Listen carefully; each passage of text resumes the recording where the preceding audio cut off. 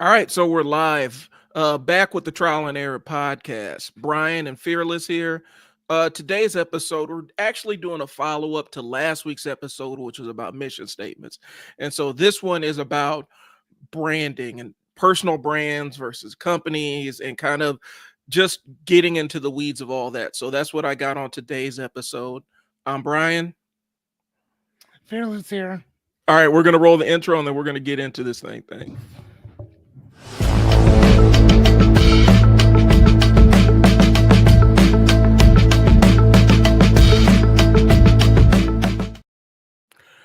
All right, Trial and Error podcast is now live. You see me? You see me doing my thing? I'm over here like, I like that song, man. The outro, the intro, whatever we got going on. Miss Anya, of course she would be there. Hello, dear. Let me go ahead and make my adjustments to Facebook to make sure everybody can see what we're up to. Oh, shit. You got me in there too, right? Yeah, of course you do. Yeah. So, man, thank you for that, sir. You know how it goes. You know how StreamYard's temperamental when it comes to that kind of stuff. So, okay. So I'm ready. Real quick. I am too. Go ahead, though, sir. Real quick. Hey Anya. Real quick. I added my Twitch. Like, this is literally my first broadcast on Twitch. So welcome to the Twitch audience if you're paying attention.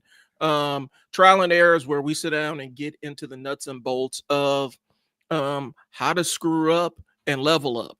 And that's really what the game is getting the lesson from the failure. And that's how it goes. And so that's what we're here to discuss.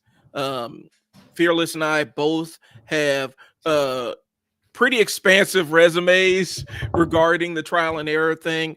And we survived, and you will too, is what we're saying. So, you know what? I like that. And maybe that should be our tagline, that we survived and you will too. I like, honestly, because I think that a lot of times what happens is that, hey, what's going on, Anya? I think a lot of times what happens is, my guy, is we think that by his trial and erroring, it's a life or death situation, and it's not. Right.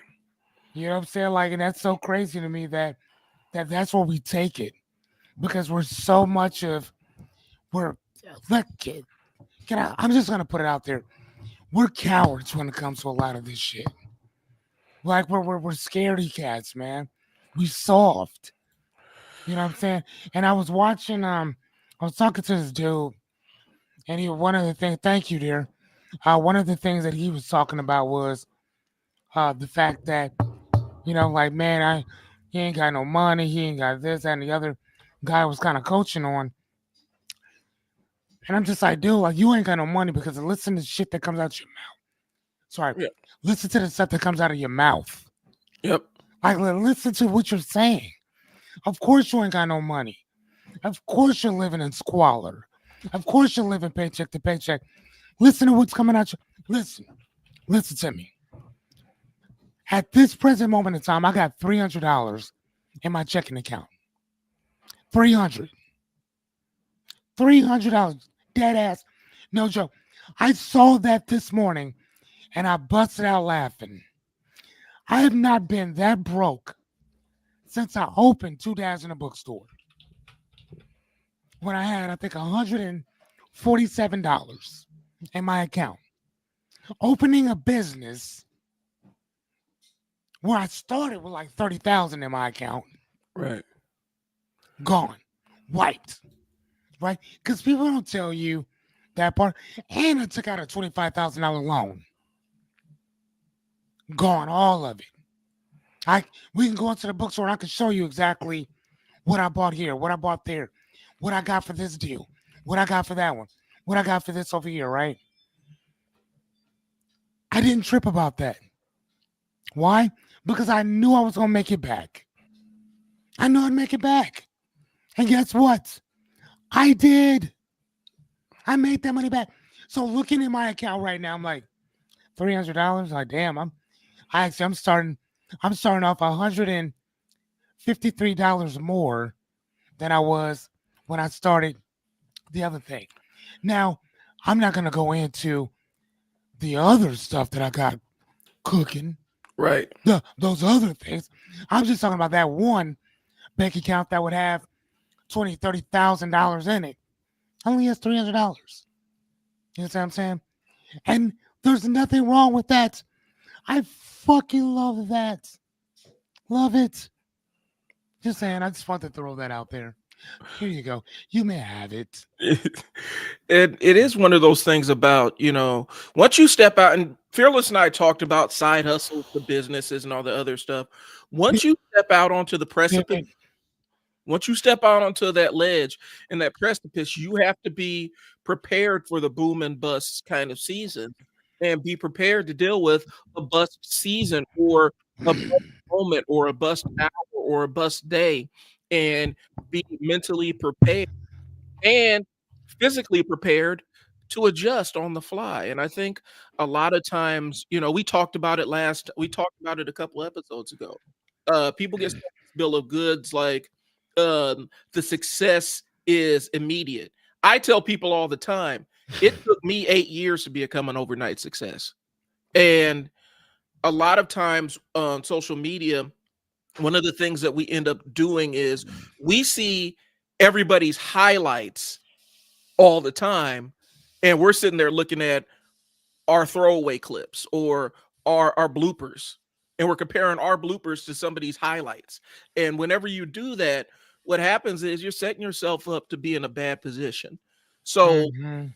and so a lot of times when we get on social media, and I'm gonna tell you, I gravitate towards people that tell me, yeah, I screwed this up, or this didn't go right, or I tried this, or I made a mistake, or I was wrong and I learned this. Because for me, that's more valuable than somebody who is always right. Because nobody's ever right. Nobody's right 100% of the time. Yeah. No. And to me, that's something I've put into my personal life. If you never say I screwed this up, or I'm sorry, or I didn't do, if there's never any of that, if you never admit that you were wrong, that makes that's hard for me to build that rapport or trust with you, because I feel like you're bullshitting me. And I feel like that's kind of the vibe that happens on social media, where you constantly are fed people's success stories, but none of their failures. So that's Yeah. what this is what this podcast exists to do, is to talk about, embrace the concept of failing, embrace the learning that comes with the failing, and embrace the success that comes after the failure. Mhm. So, and Fearless, what Fearless saw is like, man, I know that for some of y'all that shouldn't send a chill up your spine, because you're like, damn, what would I do? What will I do? Oh This is well, with the $300. Yeah, this is business ownership, y'all. This is what the world looks like. Yeah. And And it, and oddly enough, you can still see me smiling. yeah, I mean, and it's not a smile of damn man, I wonder what the hell's gonna happen. It's a smile of damn, I wonder what the hell's gonna happen. right, Right? Because again, just because a person has a certain amount of money in their account doesn't mean that I want you to get this. It doesn't mean that I don't have access to resources. right, See, there's a difference. Like having $300 in your account, that's one thing. That's one thing. Having resources to something to so much more, something totally different. And that's what you want. It's not necessarily the cash, it's the resources. right, It's to be resourceful. That's what you're looking for. That's what you should be wanting. And that's what I focus on. I focus on being the resource. How can I become more resourceful? Right? right. That's what I think about. And that's kind of, and we're talking about brand today, and so that's kind of the brand of our personal brands and the podcast brand. It's, you roll the punches and you adjust on the fly, and you learn from your mistakes and you get better, you Hmm. get your reps in. And so that's kind of what the brand is. And so today we're talking about the difference between, a brand and a business, and actually how to build that personal brand that stands out. Okay. And so that's what we're going to get into. So here's a very simple way to look at it, because I get this question all the time. You know, I get YouTubers telling me I need to build my brand. I get others telling me I need to build my business. What's the difference? Look at it like this. If you're a business owner, you're kind of thinking about stepping out on your own and doing your own thing, right? The business is what you do. The brand is how people feel about what you do. That's the difference. Can you say that one more time? The business is what you do. The brand is how people feel about what you do. The business is the body. The brand is the soul. One more time. Say that. Because what I teach people when I ask Fearless is that patterns come in threes. Mm-hmm. Right? So in order to learn something, in order to be good at something, you need to hear it. Technically, you need to hear it about 21 to 90 times, but a pattern is three. So say it one more time. The business is what you do, and the brand is how people feel about what you do. That's it. Thank you. Okay. And if you're into analogies or metaphorical thinking, the business is the body, the brand is the soul. And so I learned specifically when I was doing case management and all this other stuff, human beings tend to think in metaphors. And so if we, you could walk into a room and feel it's cold in the room, or you can walk into the room and feel like it's cold in the room. If that makes sense. You can physically be cold, or you can feel emotional coldness, but we tie those two things together. We think in metaphors. When we say we're washing our hands of something, we can wash our hands physically, or we can wash our hands metaphorically, and technically they mean the same thing in our brains, the way we put them together. If I wash my hands of a situation, that means I no longer am I no longer have the residue of this situation on my hands. And so when we communicate metaphorically, and that's why brands work so well on us, because it talks about the feeling that we get from this specific thing. And so for people out there, we need to understand that a lot of times when we talk about this branding stuff, it does play on the emotions, but you need to talk about the emotion that you want to create or provide for people. We talked about it a couple weeks ago with your friend with the bakery. We think in metaphors, and that's how human beings perceive the world. Even though you could have the most literal person in the world, but you could still feel cold walking into a room, and we could talk about physically or emotionally cold. Right. So that if you tap into that what I just said, this conversation is going to make a lot more sense in terms of the feeling aspect of it. And we could talk about some brands out there, some big brands out there that exist that have tapped into that, and others that don't necessarily have a feeling tied to it. When I think of, go ahead. Who do you think of? So when I think about the entire concept of Nike, like I'm going for the big dogs. Okay. When I think about Nike, Nike is competition and victory and being the best, not settling for second place, giving your all. It's everything that has to do with competition, because they are aligned with athletes and high performers. That is what their brand is. And so when they sell that to you, you're not buying the shoes, you're buying everything that comes with the shoes, all the feelings that come with the apparel, which is I am better than the person next to me, and I'm going to lay it all on the line to win this thing. And so that's what they sell their brand on. Okay. We talked about iPhones, Apple. iPhones are plug and play. You pick it up and it's just supposed to work. It just works. Okay. That's what they sell on. Their brand is complete simplicity, from their design aesthetics. They don't have many buttons on their stuff. It's supposed to be straightforward. It's not made for people that are like me, that like to tinker with stuff and adjust it. Like an Android. Yeah. Be great for you. Because iPhone is perfect for me. Right. And so I'm so deep into the Android thing, like I've even run custom like ROM, so basically custom software on Android phones. Hmm. And I taught myself a little bit of app design. Like Okay. and so I'm that level of tinkering where I'm like, okay, can I flash a custom ROM to this and what can it do?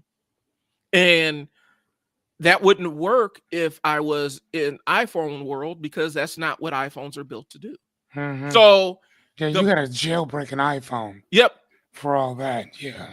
And so when we're talking about how these corporations brand themselves, it's the identity that you associate with it.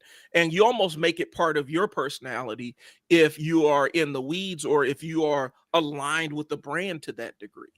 Like if you just buy Nikes, then you are branded by them, essentially. Got you. And so those are the conversations that, and so we need to one of the things we talk about is sometimes you got to step out of the consumer frame and move into the producer frame. And so we're doing kind of a forced reframe on you guys if you're paying attention and watching, because we talked about it from a consumer basis. And so now we're going to shift you over to the producer basis. How do you create this for yourself? Hmm. How do you create this for yourself?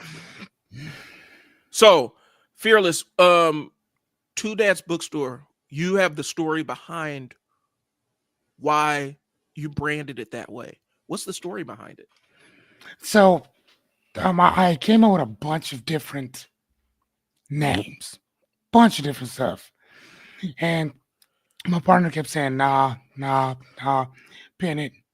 Um, Ironically speaking, now that I think about it, I don't think he came up with one name, like not one. The things you don't think about until you, the things you think about until you're not thinking about it. Right. But but I was very gusto with a lot of that, and I just kept throwing names out, right? Because that's just my creative mind. And he just kept saying no, no, no, no, no, and he kept making me work harder, harder, harder. Not him. I'm just saying it made me work harder. Mm-hmm. And then I came up. I'm like, I said maybe I'm thinking about this too narrowly. Let's open it up a little bit. So what I said, okay, what if it doesn't have to just be like something something bookstore or whatever, you know what I mean? What Mm-hmm. if it could just be, what if it could be something long but very descriptive? Right. So I'm like, okay, well, what are we? I'm like, all right, we're two dads, or we're two guys. Okay, so I'm like, what is that? 2.5 men. Right. If you look that up, you'll know. I'm like, okay. So we're both dads. We both love to read. Um, and I'm sitting there, okay, well, 2 men in a truck have a long name, but you know exactly what it is when you hear it. Cool. So, and it just popped into my head. What about two dads in a bookstore? That's very specific. Mm-hmm. You know exactly what it is. You know who it is, and you know what it's for. You Right. see what I mean? Barnes and Nobles, they have to create the brand. Right. Two dads in a bookstore doesn't have to create it because you already know what it is as soon as you hear it. Yep. You know what I'm saying? And so I sent him that one. He's like, that's a good one, but let's pin that. Like, we're not pinning this. This is it.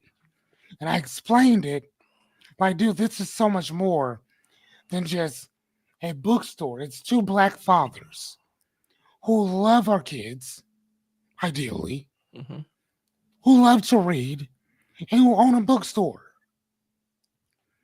That by itself is $1 million fucking idea. Right. $1 million idea. If listen to me, listen to me.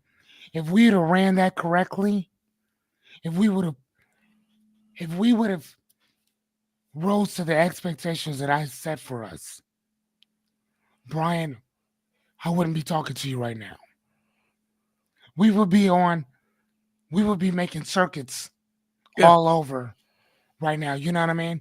Because literally, that would literally have been a multi-million-dollar idea.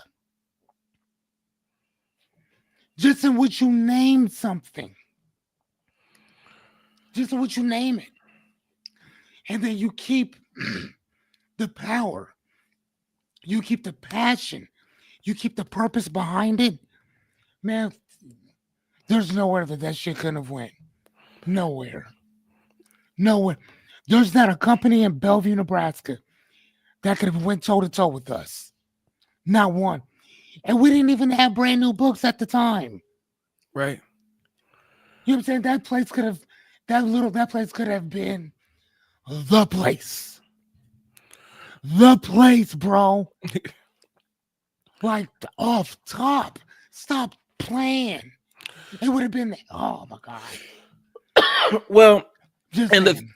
and the thing is, that conveys family. That conveys a place that you can bring your kids. It's a place where you can instill the love of learning and reading the Yes. future generations. And so Yes. it's transformative. The way we label things, Oh, the way we label things in our life, the way we label ourselves sometimes can predict so much about how we interpret the rest of the world and how we interact with the rest of the world. And branding is that deep.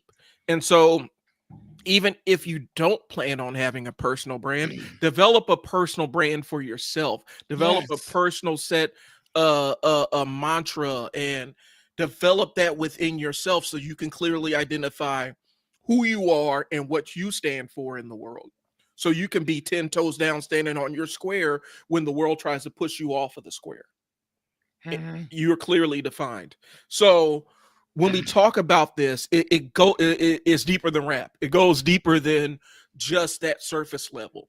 How we label ourselves, how we label things we interact with. You know, it can tell so much about who we are and how we view ourselves. I'm big on the unstuck sessions.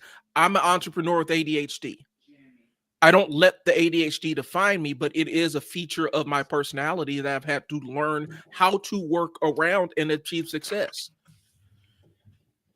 I'm not labeling it as all the negative aspects of it, but I'm labeling it as a different kind of thought process that I need to go through to get from the problem to the success, right?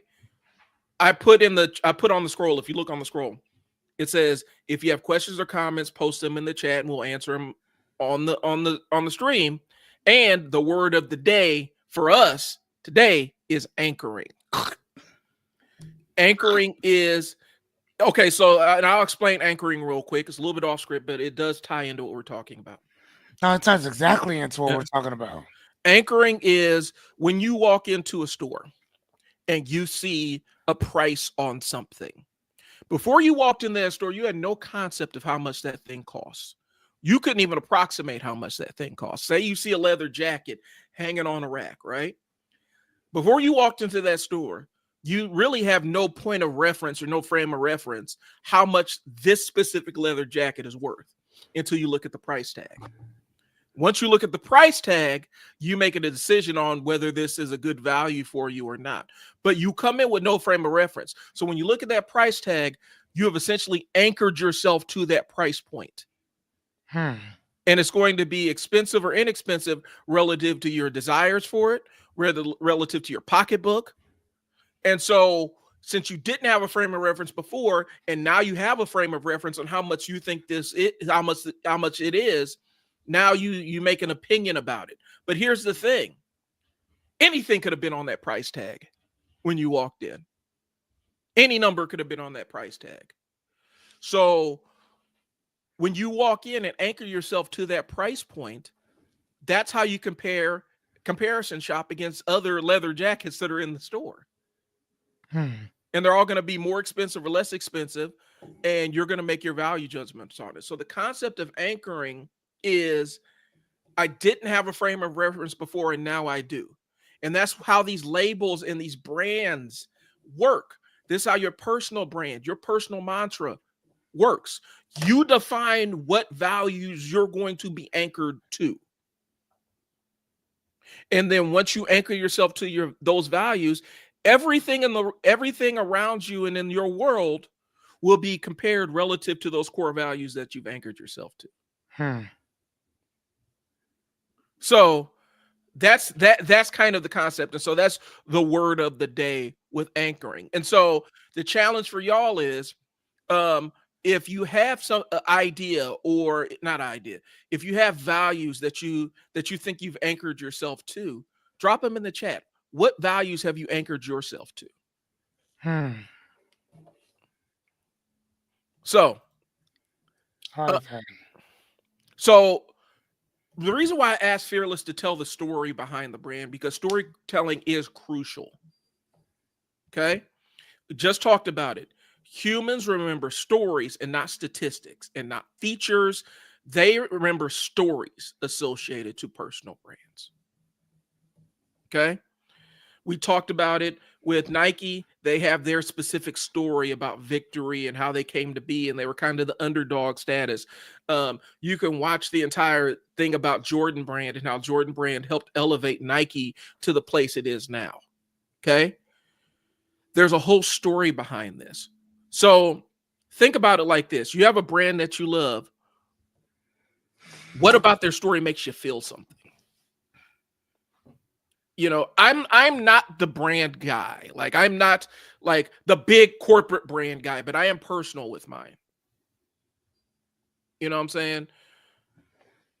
A lot of times because here's the thing, like, here's the thing. When we buy these big corporate products and stuff and we're loyal to that specific brand, we're buying the feeling that brand conveys, right? Like, that's the reality. It may not even be about the product anymore. How many times have you purchased something that you knew was inferior to the last time you purchased it, but you kept purchasing it because of the brand associated with it? Hmm. We talked about that last night. Yeah. Call it loyalty. Right. How many times have you had brand loyalty to a product or service that didn't meet your needs anymore, just Well, because you're familiar?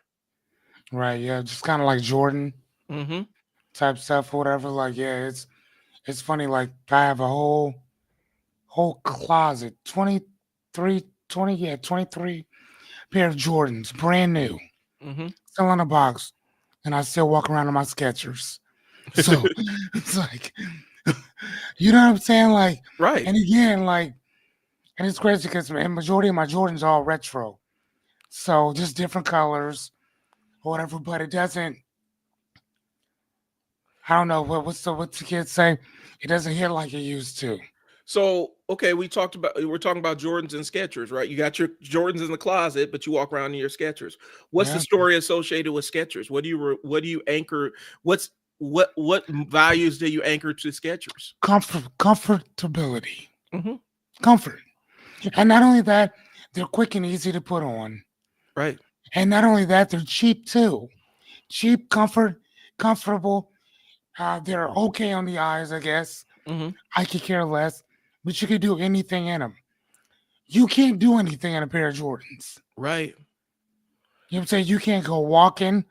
You can't go running. You can lift weights. Um, you can go around styling out. Mm-mm. But if you want to take a hike, you can't go hiking in Jordans. Mm-mm. They're extremely uncomfortable, right? But now I'm not saying that Skechers are good at hiking because there's a hiking shoe for that. Right. But if I had to be on my feet for 8, 9, 10 hours a day, Skechers, Hookah, uh, what are those shoes? Boost shoes Hmm. or whatever. Those I even have a pair of those. Jordans are not the ones. I love Vans. Hmm. Love Vans. But they are fucking horrible on Right. your feet all day. Oh no. See, Oh, I got my that's I didn't think I would get pulled into the cult of Crocs until I bought a pair of Crocs. And I had ones that were kind of like cloth-ish. They don't look like Crocs, but internally they're Crocs. yep, yep, And yep, I got yep. those for a vacation. And I'm like, they instantly became my favorite shoes. And then Me I'm like, too. I try to stand 10 toes down, like I'm not gonna buy them ugly ass Crocs. Yep. And then I bought some, and then I found the little, how you can customize it with the little things you could put Yeah, in those there. trinkets, yeah. Yeah, the trinkets. I found one that was Vegeta from Dragon Ball Z, and one that was Spider-Man. And I'm like, okay, so now the Crocs let me customize these and kind of match my personality. Okay, so I rock with Crocs, and those are my main drivers. I have a pair of like um they were re-released Bo Jacksons Mm-hmm. that I just started putting back into my rotation of shoes, and I wore them yesterday. First thing I did when I got home, took them off, Took put on them my off. Crocs. Yep. Yes. But because again, it's comfort. It's comfortability. And right, and Bro. that's what Crocs. That's what the brand says. These are comfortable shoes. They're not the best on the eyes, but you'll trade for comfort. When at our when you look and see like our basketball training, all of our kids between games, they take their basketball shoes off They put on their and Crocs. they put on their Crocs and walk around the gym in those because that's the association that they made. So, Yes. Because they're extremely comfortable. So I got like, and here's the thing. So I got Crocs, like Crocs from the Croc store. right. They're not that comfortable, as opposed to the Crocs from like Dick's. Mm-hmm. And you talking about the ones with the fur in them? Oh my god, dude, stop, And so, what do we just stop. do, Fearless? What do we just do? We just we marketed somebody else's stuff. Right. What is that? Advertise somebody else's stuff. Brand marketing, Affiliate marketing. affiliate marketing. And we're not getting paid a We're dime not from getting them. paid. But here's the other side. We told our stories. That's what I'm talking about when I say human beings think in metaphors, right? The way we conveyed our story of the way we conveyed the way we got branded on these specific brands is we told the story that led us to make the decision to try them. Storytelling is a huge thing. And so when you're establishing your personal brand, and I'm not even talking about, I want y'all to disconnect from the social media hype of personal brand. I'm talking about your core values and how you present yourself to the world. Your personal brand. I want you to think about what your story is. What's led you up to who you are? And if once you start thinking about how did this make me become the person I am? Here's what that's going to do. If it's if it's tied to negativity and hate and Mhm. bullshit, it puts a mirror up and saying, okay, my brand is tied to the story I'm telling myself about myself and telling myself about the world is driven by hate and negativity and bullshit. How do I reframe that? Because that's not the face that I want to show the world. I can be built by the pain and heartbreak and failures and stuff. I can be built by that, but that can't be my personal story forever. Mhm. That can't be my brand forever. You can be built by the circumstances, but once you label those circumstances as your core values, that means you're driven by them. Am I Mhm. making sense on this, Fearless? I teach this every night. Matter of fact, what you're talking about right here, I think that we just talked about this on. I think maybe we just did an episode called "The Currency of Character," Mm-hmm. and this is one of the things that we were talking about within that. So we also talk about character. We talk about integrity. We talk about accountability, responsibility, Mm-hmm. and we talk about it uh, in the guise of what we're actually doing. Right. So last night we talked about the five simple, what was it? The five simple actions to take when nothing feels right anymore. And I actually use Albert Hirschman book, Exit, Voice, and Loyalty. So everything you're talking about, and he was an economist. He talked about brands and talked about dissatisfactions with companies. Mm-hmm. Why do people leave? Why do they voice why they're leaving? Why do they stay loyal to you? And then there was a few other ones that came after that, which is neglect or ignoring. Why do people ignore certain things? Right. Right? Why is it that people are still buying Jordans? Even when he said I didn't make these shoes for black kids. That was his words. Hmm. He said that. I didn't make them for you, especially for you to be out here hurting other people for this shoe. I didn't make this for you. I made that for them, right? That's Right. what he said. Um, so what was I just saying? Until my brain just went blank. Uh, Um, what you how this ties into what you guys have been talking about on yeah. the live So stream? and then the other thing was his consequence, how everything comes with a set of consequences, good or bad or indifferent. There's a set of consequences for it. And last but not least, think before you decide. Hmm.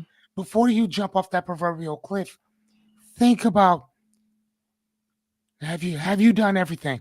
Have you talked about this? Have you voiced your opinion? Hmm. Have you tried to stay out of loyalty?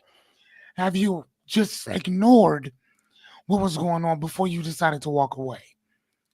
Know what these things are before you leave. Right.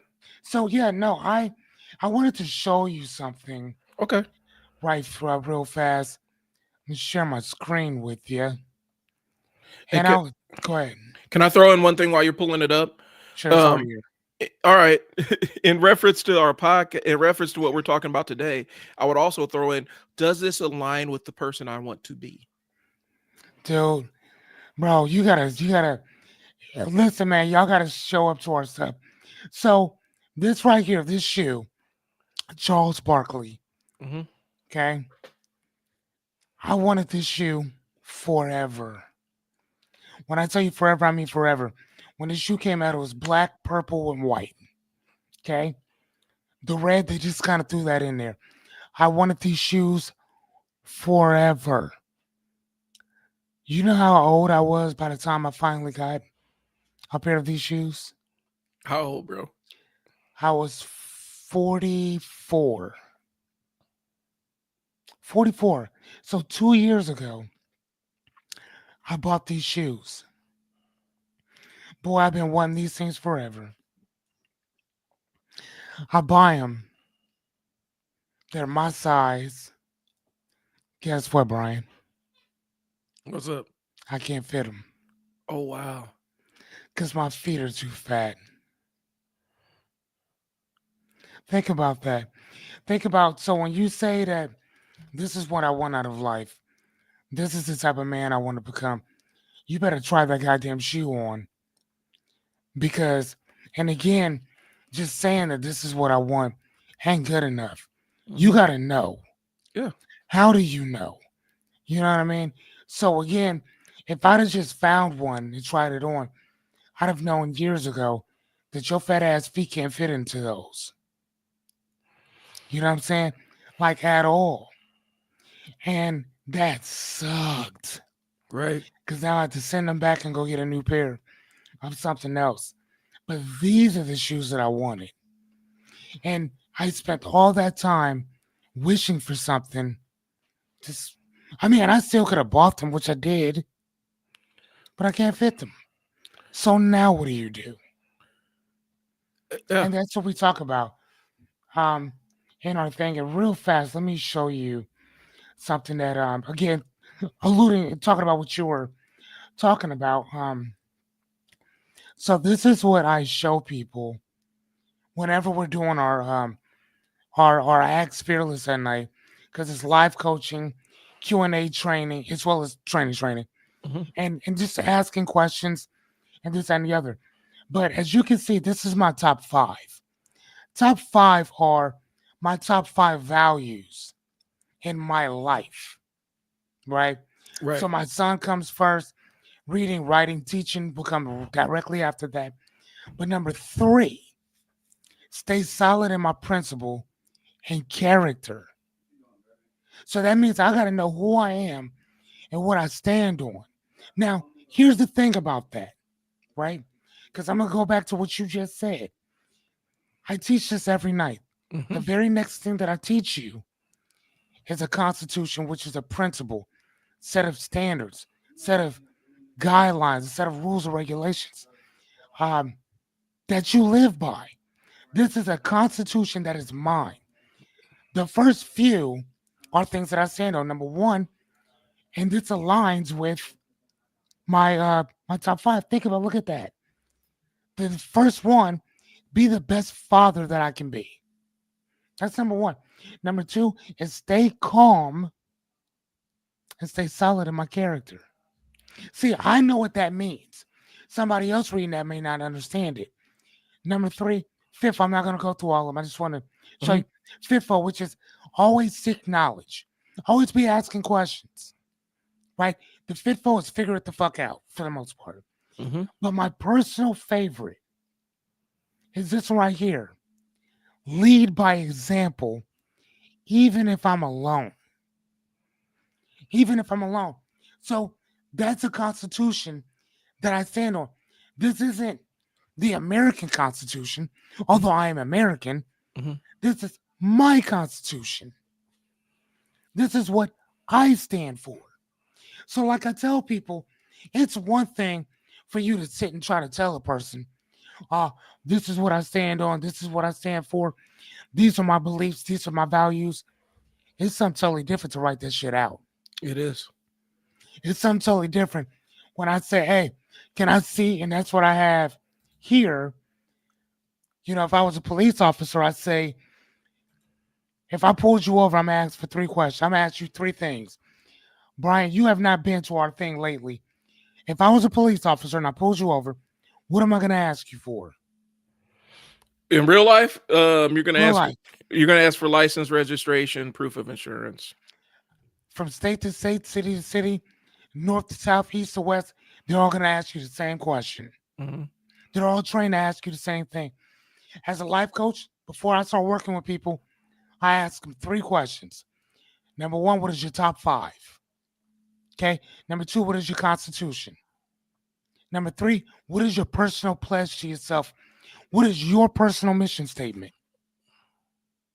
So everything you just said is what I have where I take people through every time we meet. Right. And one thing that I always tell people, I want to show this and I'll move on and let you, is everything is repetition. Repetition is key. Anything worth knowing, learning, teaching, and understanding revolves around this one word, which is repetition. All of it. And that's why I wanted to just kind of show you that because, like, to me, everything that you just talked about, and again, we're talking about business for the most part, Right. but everything revolves right back to that personality and your personal shit. If you yourself don't know what your top five values are, if you yourself don't know what your principles are, what your values are, what your ethics are, your morals, Yeah. if you don't have a mission statement for yourself, you can't expect to know somebody else's either. Right. That's what we were talking about this last week about personal mission statements. We can talk about that because we have one. I can't talk to you about something I don't know about. And so, fearless. Let's do that. When can they catch you on that live stream? Every night at 8:30. Every night at 8:30. Every every night. Every night 8:30 Central. Um, and this is where Fearless is having these conversations, and it relates Every to what night. the next point is, because we talk about personal branding from a personal standpoint, personal branding from a business standpoint. Here's what we need to understand. We talked about the trust, we talked about the values, we talked about the relatability of it, right? Imagine if you have your favorite spot that you like to grab food at lunch, right? And every single time you ordered your favorite dish, it tasted different. At what point are you going to stop going? It doesn't taste, it's not necessarily bad. It's not necessarily better. It's just different every single time. You don't know what you're getting every single time you walk into that place and sit down and order food. How long before you disconnect from that place? Mm-hmm. And I think a lot of times we don't necessarily think about the consistency that we present with ourselves. We definitely don't think about it when it comes to from a business standpoint. Sometimes it's just a matter of getting the thing done as opposed to maintaining a certain standard. But that is vital. when you are really aligned with building a brand. If you want people to ascribe a specific feeling to you, so they align themselves to you and what you're doing, you have to present yourself as consistently as possible. And that's what Fearless was just saying. It's important. It's important to present yourself as consistently as possible to make sure that people can know what to expect from you. One thing about parenting, and I had a friend kind of put this over, but it's something that I've taken and run with. And it's something I've known. I've taught parenting classes. That was my old life, teaching parenting classes, helping parents in crisis and things like that. One thing that you learn is kids always go to their most reliable parent, regardless. Children always drift toward their most reliable parent, the one that they can think is going, the one they think is going to be the most consistent in temperament and expectation is the one they're going to drift towards. That's the one they're always going to ask the questions to. And so, if I didn't know that. and so if you as a parent aren't giving your kids a consistent experience every single time they come to you, what happens is they will drift away. If there's another option or another parent, they'll drift away. If there's another authority figure, because we got to understand, especially as our kids get older, the authority figures they encounter may not always be other adults. They may be other kids. Mm-hmm. And so that's where the temperament and consistency with your children has to come in. Because if you are the consistent presence and they know what they're going to get from you consistently, and it's a positive thing, not that you're going to come and terrorize them or whatever. That's how you build the kids that will come to you consistently. So, from the branding standpoint, if you want people in your orbit that you enjoy, if you want clients that you enjoy serving, it's really leaning into giving them a consistent experience every single time they interact with you. That's the big piece about it. And so Fearless was talking about the Constitution. Your personal Constitution will help define their experience when they interact with you. Mm-hmm. And And I think that the more descriptive it is, and again, you don't have to hold yourself to that consistently, but the idea of it, you want to hold yourself to that. So right, when I say to be the best father I can be, well, that could be anything. That can mean anything. That can mean making sure that he has food on the table. That can mean making sure that I wake him up on time. Which most of the time I don't wake him up. He wakes himself up right, because he knows that sometimes Dad likes to sleep in a little bit. Sometimes he'll be like, "Dad, come on, man, we gotta go." You know what I'm saying? So that's one of those things. Like we automatically get up at on Tuesday morning. He will get up, which is today's Tuesday. Got up this morning, uh, shit, shaved, showered, all that good stuff, hmm whatever. 12 years old. He's like, "So, Dad, are we going to McDonald's this morning?" I'm like, "Well, son, last Tuesday when we went to McDonald's, you had a bit of the bubble guts, remember? And I had to come get you from school." He said, "Yeah." So I'm like, "How about this? You got less than a month left of school. How about we not do McDonald's for a while? How about we just wait until you're done with school? Then we can actually go once you're out. Because if you got the bubble guts again after that, hmm you're already home. So you can do whatever you need to do." He right, said, "Fair enough." Or whatever. So I didn't say no. I just said, "Not right now. Let's finish out this month because we're almost done. right, And then we can move on." Love that. right. Everybody go. Everybody walks away happy. You know what I'm saying? You're not the asshole, but yeah, no, you're right though. I think that our children, and I didn't even think about that until you just said that. But isn't that how we all are though? Yeah, Don't we mess with people? And again, I think that that's positively and negative yeah, it is. because you you're gonna go to the person that's most consistent, whether they're not consistent with you. It's consistent. hmm I mean, so do you think that it's consistency or it's who's most present? I think sometimes we acclimate ourselves to who's most present, but if we were Mhm. given the choice, we would go with who's most consistent. Because I mean, I know people are inspired by, and my temperament doesn't necessarily align with the wild swings and variations in character and you not knowing exactly what you're walking into. I lived that life for a long time as a caseworker and managing residential homes, because you don't know what the hell you're getting when you walk out on the floor in when you're managing a residential group home. And so I was used to that in that aspect of my life, but everything else in my life was pretty consistent. I do Mhm. think sometimes we get comfortable knowing that this person is inconsistent and we can't rely on them. Yeah. And then at some point we have to make the decision as adults, is is maintaining this maintaining this ongoing relationship with them worth what they bring into my life. Sometimes you enjoy it. Sometimes they're fun, they're spontaneous. You never know what you're going to get. And sometimes they're spontaneous and you never know what you're going to get. And you don't know if you're going to be walking into a fun time with friends or a trip to the jail. Hmm. And so you have to kind of determine each situation as it comes into your life. Um, and you have to make sure that it aligns with your personal brand and your personal constitution of who you've decided that you want to be. Because we're talking about the transformation, folks. We're not expecting you to be who you want to be at the end of the day. We're trying to provide you a framework so that you can start that journey to become the person that you want to be. And so we are talking about the transformation. And sometimes the transformation involves looking at something and saying, is this thing aligned with who I want to be? Hmm. Is this relationship aligned with who I want to be?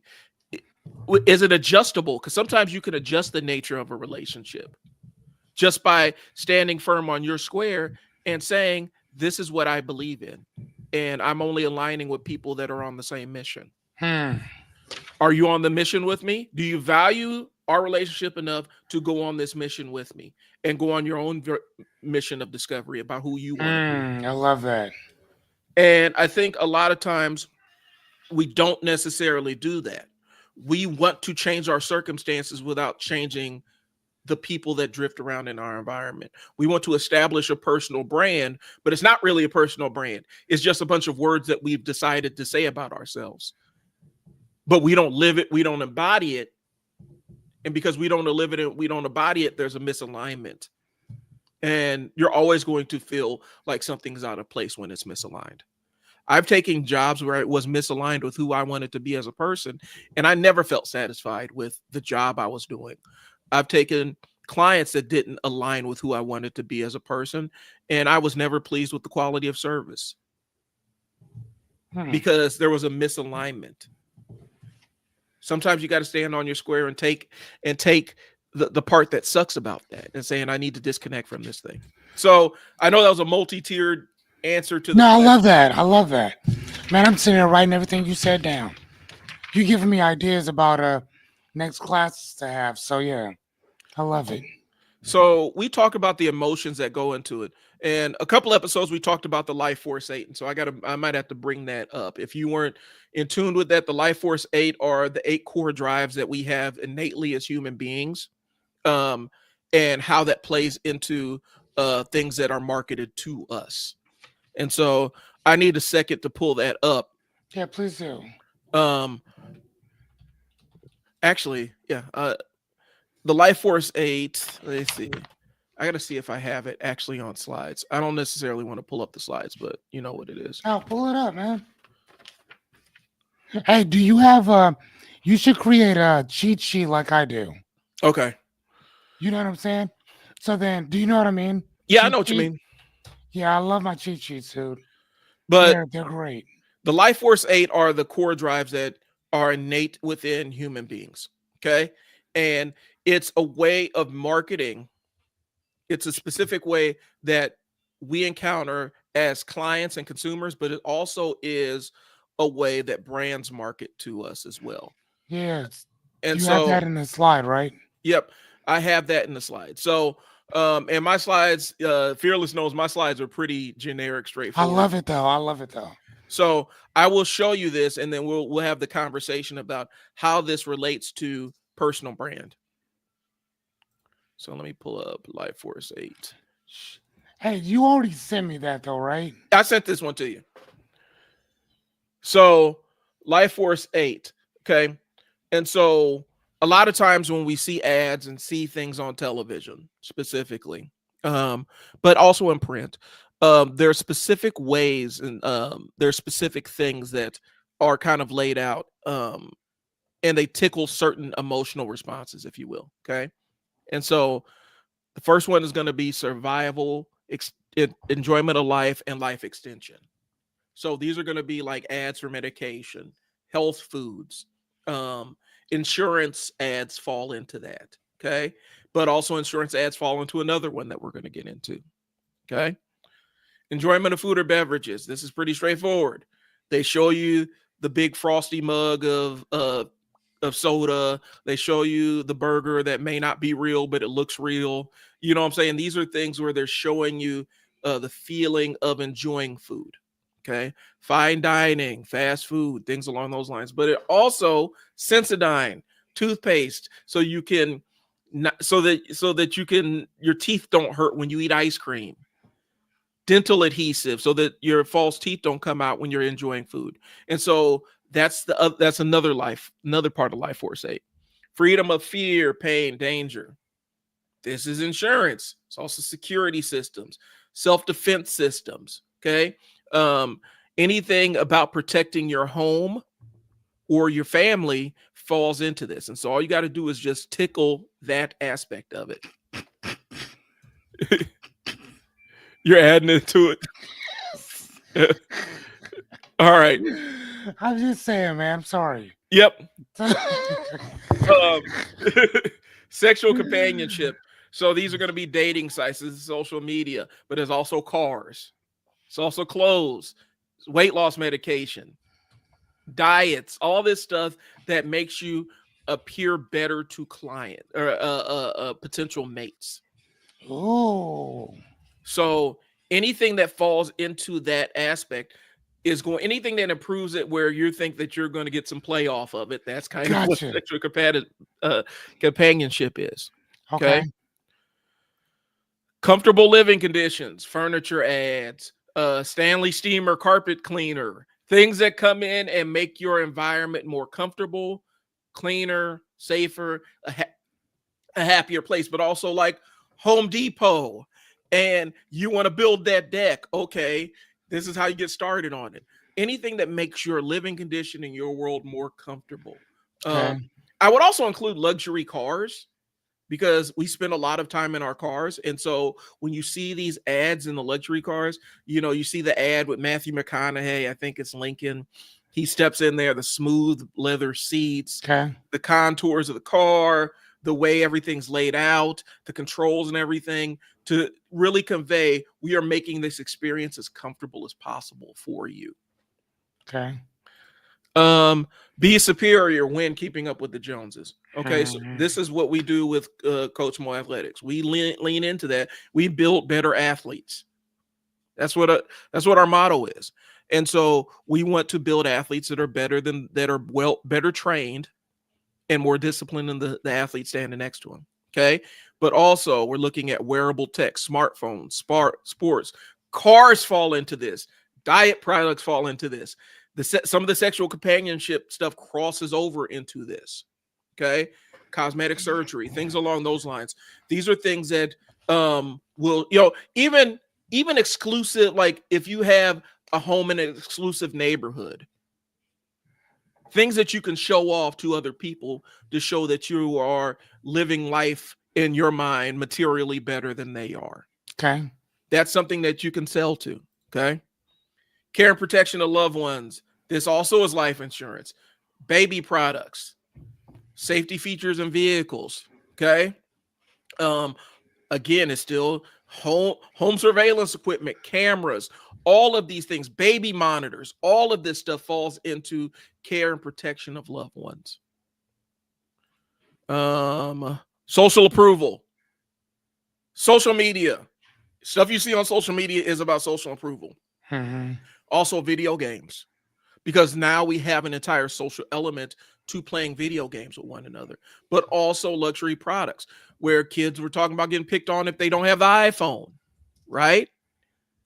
Um, Clothes, all these things that are signals to other people that you fit into the circle that you're trying to fit into. Okay. So the social approval one, you can sell on these, right? Right.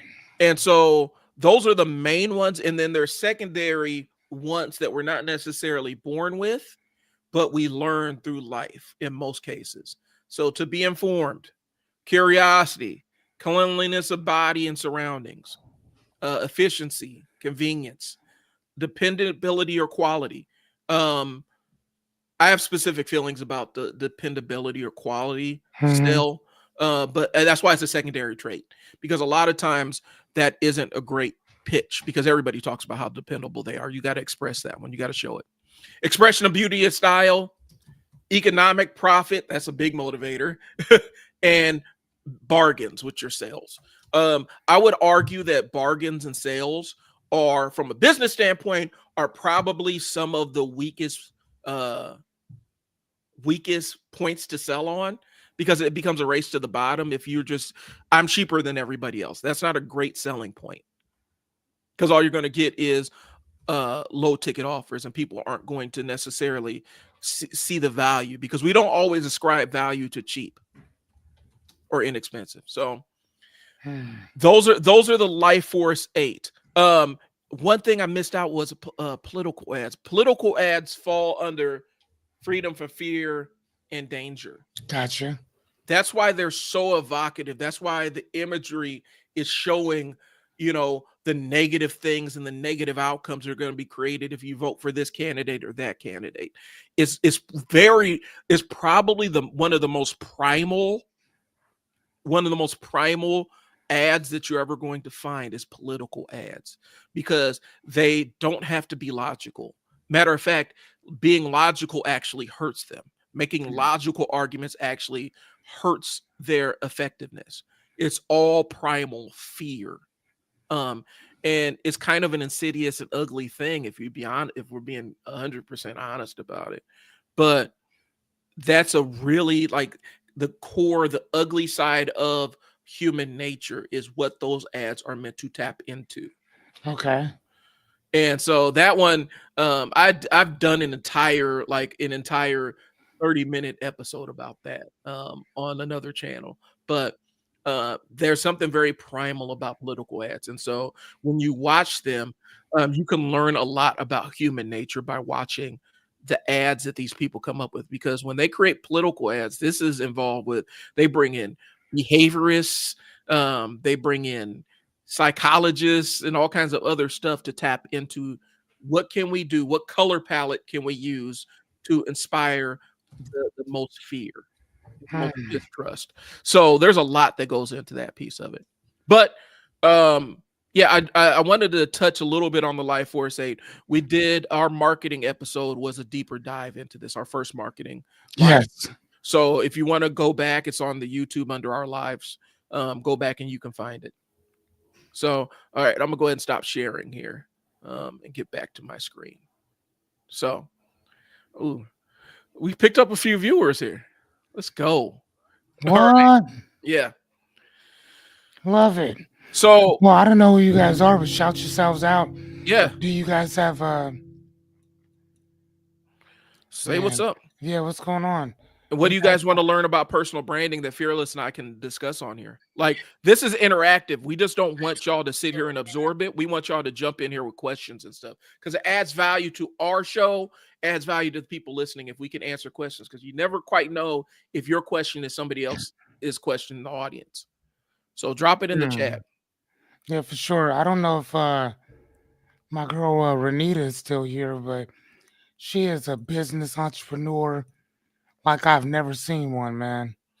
Shout her out. What does she do? Dude, that woman does everything. She cooks, bakes, design stuff. She made a bunch of she took some fabric and she was taking like blankets, and she made pajama, like whole entire like onesie type pajamas. Okay. out of like one type of material. Now, the way I'm describing it does not do it justice. When she was sending me pictures, I'm like, I'm looking at this, I'm like, dude, you can sell this yourself for however much money. Right. Like, again, I mean, and she went to this thing called the Post in Lincoln because that's where she's living. She sold $300 worth of pies. Mm-hmm. She said 50 small ones, two big ones. See, I told you, Anita, my memory is crazy. I remember everything. And that's literally one of the things that we were discussing and talking about with that. So I'm like, man, like, dude, she is absolutely. I call her my mad scientist, Okay. but that's that's what she does, though, man. She's just like she gets this idea and she just runs with it. Yep. And you don't really meet a lot of people like that. You know what I mean? The doers of the world, That part. You where you don't go meet a out and lot of do. people like that. I talked about it. I did a live stream yesterday about how people get stuck into. I got to read more. I got to learn more about this. I got to be a master of this thing before I even take my first step with learning how to do it and executing it. And then there are other people that just go out and say, "I'm gonna go out here and just do this thing and see what I can learn from it." And from the trial and error standpoint, trial and error podcast, I almost prefer that method. I'm going to go out there and get the real world failure. I'm going to test this in the laboratory of the real. I'm going to test this not hypothetically. You see what I'm saying? Mhm. Because a lot of times there's a difference with, um, there's a difference with, where sometimes people have these fantastic ideas. They're amazing. These ideas are amazing in our heads, right? Got you. But then when we test it out, like I said, it doesn't bear fruit. Okay. And the reality is we don't really go through that process of getting out and testing things. Okay. And I think this world has we have we have unlimited information at our fingertips at any given point in time. And some of us have learned ourselves into analysis paralysis because there's always more to learn about the thing. Yeah, buddy. And I really appreciate somebody that actually goes out and says, you know what, I'm gonna give this a shot and try it. Now, there are limits. Like, I don't want a heart surgeon who does that. I don't want a heart surgeon who said, I've never done this before, but let's just go out there and see what happens. No, I don't necessarily want that. Okay. But I do want somebody that's willing to get up there. Okay. I'd rather have somebody that's not addicted to the fantasy of starting. They're addicted to the reality of doing. So Say it one more time. I like that. I don't want somebody who's addicted to the fantasy of starting. I want somebody who's addicted to the reality of doing. Fuck, gotta write that down. Oh, please. So What time is it? Okay, it's 1:08. Perfect. Because I can always just go back and rewatch what you said, because that's deep. well, and so for us, I think moving forward, I think the challenge for our audience is doing what Fearless has said, and let's start writing your personal constitution and determining what you're going to hold yourself accountable to. Okay. So I'm going to jump back in because I'm off script, but I'm jumping No, back no, into our go back script. in. So when we sit down and think about branding, and there are details attached to it. I'm ADHD, or I don't like details all the time, but there are specific details that if we're talking about a personal brand that you're going to use to sell things or generate income or run a business off of, the thing you got to be cognizant of is you have to be consistent. We just talked about this, but we're not just talking about consistent in what you produce, but consistent in voice and tone, consistent in how your brand shows up, which I mean by you have consistent colors that you have associated with your brand. even all the way down to specific fonts and stuff. These things are actually important. It doesn't feel like it's important, but it really is. And so when you use, we have software in there that's amazing. You have Canva. I'm a big user of the Adobe Express suite. They allow you to determine what your brand is, all the way down to the colors, fonts, logos, and all that stuff. When your brand shows up in front of somebody, there needs to be some cohesion. There needs to be consistency from one thing to another.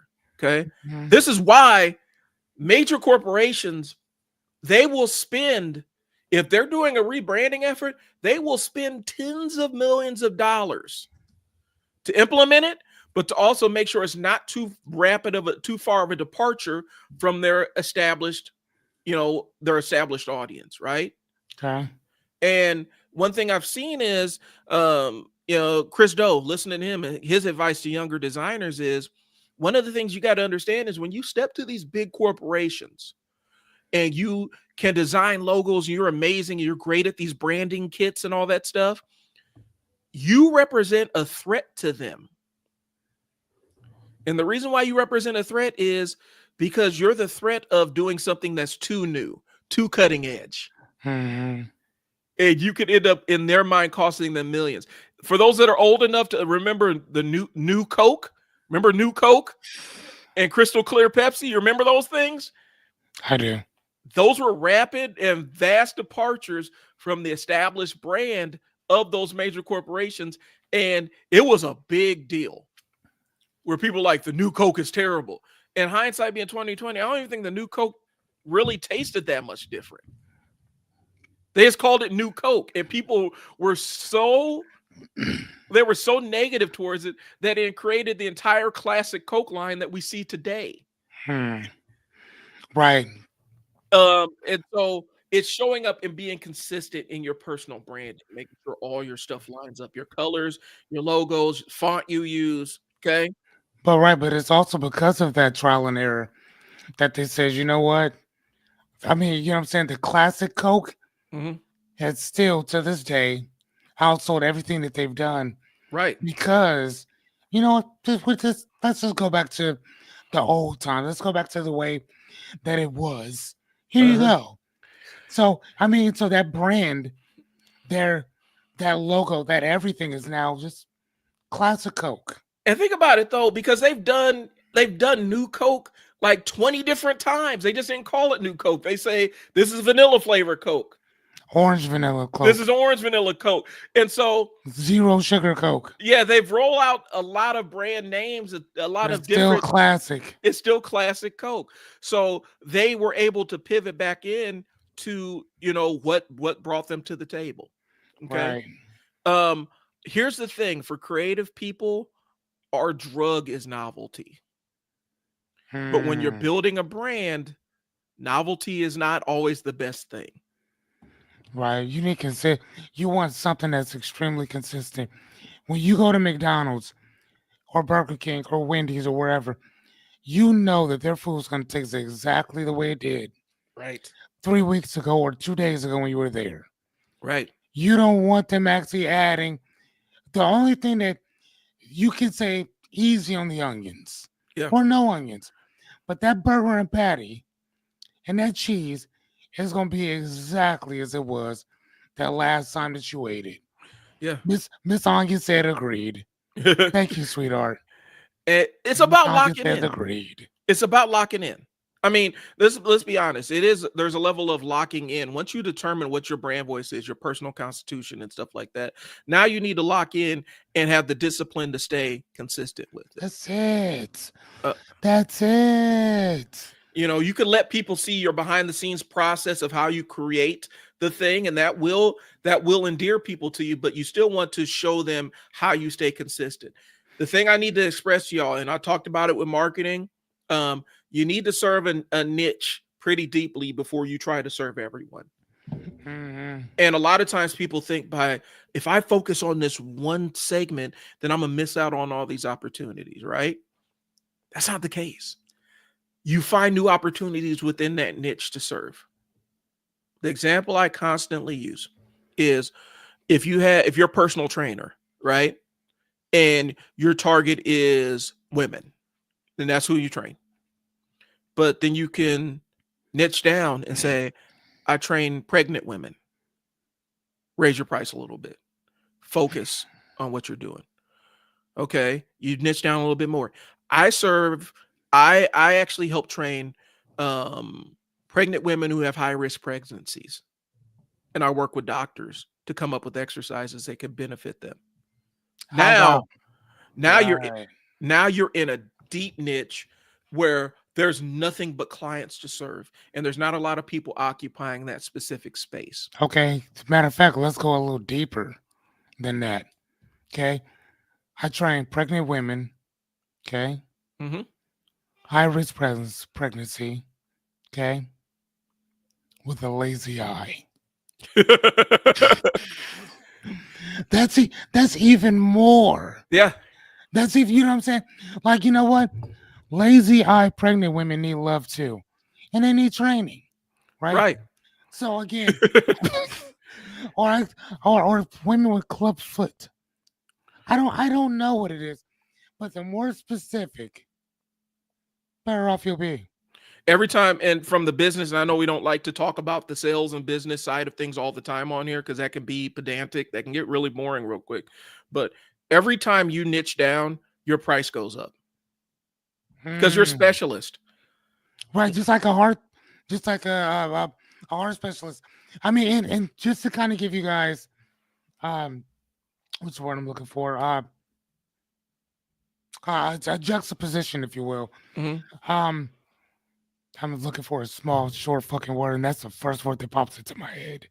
That's the juxtaposition. Um, that's like I think, and you probably already talked about it before. When you go to a general family doctor and you go to a heart surgeon, those are their training is going to be totally different. Hmm. The heart surgeon will have the same exact training as a family doctor, but this doctor over here focuses on one thing specifically. Right. They don't they don't do all the other shit over here. They don't talk about the brain. They don't talk about the nutsack. They ain't talking about your breasticles. They're talking about the heart Right. and anything pertaining to the heart. So therefore, they can charge whatever they want because there's only a few people actually doing it. As opposed to just becoming a medical doctor, dude.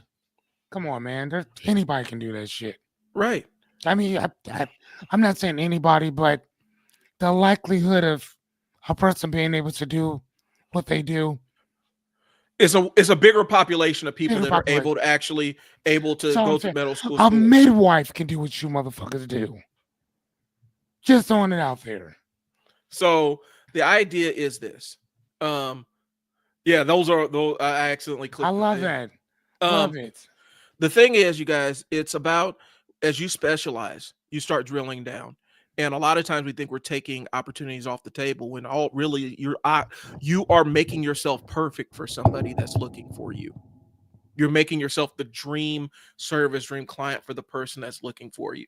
And so when you're establishing who you are, because you can't be for everybody. And I think a lot of times the social media game gets us thinking that we have to be for everybody and we have to have this broad appeal. You don't really need that broad appeal. You need maybe 50 to 100 people that rock with you consistently. And that's what it is. And then you find people that will align to them. But this idea that you got to be for everybody, Walmart is for everybody. They're the biggest store in the world. They're Everybody. for everybody, but they're also known for their inexpensive products. And they're also known for putting you, your mama, your grandma, your pop, all you fuckers out on the streets. And so Because of them low prices. and so Good what luck, we're sir. and Target sells a lot of the same products at a markup. Yes, they do. And so what I'm saying is this, being for everybody, especially as a business owner, especially if you have a personal brand associated or a brand associated with your business, you want to define who this is not appropriate for as much as you want to define who this is appropriate for. Hmm. because when you spend time thinking about who isn't served by this, you can make sure that when you write your ads or do your social media, you give them the ability to say, you know what, I don't think I'm going to pursue this one because this isn't right for me. It saves you a headache of serving somebody that's never going to be satisfied with what you do, saves them a headache of spending money and not being happy with what they receive, and it's better for everybody involved. You don't need to do business when it doesn't necessarily align with what their goals, values, and expectations are. Okay. Can I tell you something that I just realized What's up? within myself of like listening to what you're saying? I think that in for years I've been, and again, let me just say what I'm going to say because I can go off. I think that in my coaching, I think that I want to work with people with low self-esteem, Okay. and that also includes low confidence. You know what I mean? Hmm. Those people that have that chitter chatter shit in their heads going on. I think that that's what I want to work on, and that's what I want to build my practice around. And you know, it's so funny, buddy.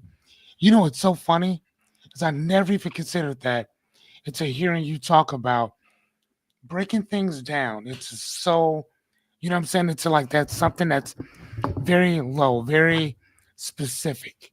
Hmm. And I was like, wow. You know what I'm saying? Right. Because, and I think, and I think about the people that I work with right now, because I work with a bunch of just different people in general. And it just dawned on me that every single one of them have one thing in common: low self esteem. And it's not just low self esteem, it's that low confidence, Yeah. right? And that's the one thing that I've been around so much. And people ask me constantly, how is it that even if like how is it that you have $147 in your account and you're laughing like there ain't nothing wrong with that shit? Like my confidence, like, and I remember saying, I'm so confident in who I am and my ability that I don't, if I had nothing, I'll rebuild this shit. But I have this because I created a whole entire value system.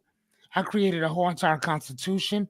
I created a whole entire ecosystem Hmm. that elevates me no matter what. So I could be going through all kinds of shit and still look in your eye and smile and know that everything's gonna be okay. And I think that that's what I want to start really helping people to garner, give them those abilities to be able to build themselves up through whatever.